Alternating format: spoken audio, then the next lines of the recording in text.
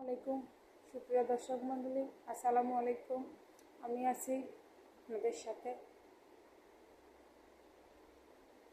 আজকে একটা বিষয় বলতে চাচ্ছি, সেটা হচ্ছে অপুদের বিষয়। সবাই বলে অপুদি হেরে গেছে।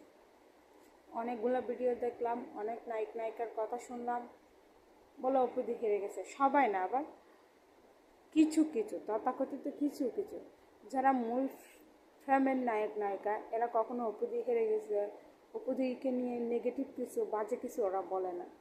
সারা বাংলাদেশ সবচেয়ে অপোসাইডে যিনি আসে ওনার আঙ্গুল দিয়ে দেখায় যে উনি কী করছে। আর কিছু পিপল আর কি, সাম পিপল, ওরা বলে অপুদি হেরে গেছে। আসলে আমি ওনাদের উদ্দেশ্যে বলতে চাই, অপুদি হেরে গেছে এটার মানেই হচ্ছে পরকীয়াকে সাপোর্ট করা, প্রমোট করা।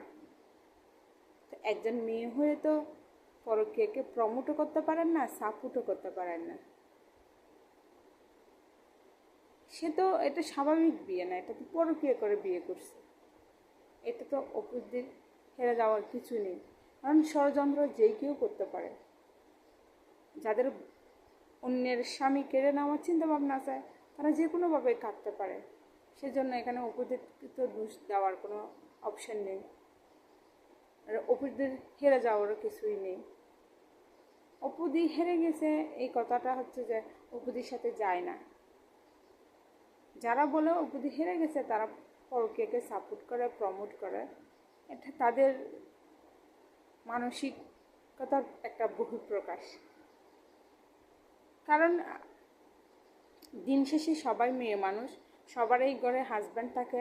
নিজের হাজব্যান্ডের সাথে নিজের সাথে যদি এরকম হয়, তখন হয়তো ওরা বুঝতে পারত অপুদির অবস্থাটা, অপুদির মনের অবস্থানটা কী, মনের অবস্থাটা কী। আশা করি অপুদি অনেক শক্ত মন মানসিকতার মানুষ। আপনি আসেন, ডালিউডে থাকবেন এবং এভাবেই শক্তভাবেই নিজেকে চালিয়ে নিয়ে যাবেন। আসসালামু আলাইকুম, ভালো থাকবেন, অপুদির পাশে থাকবেন।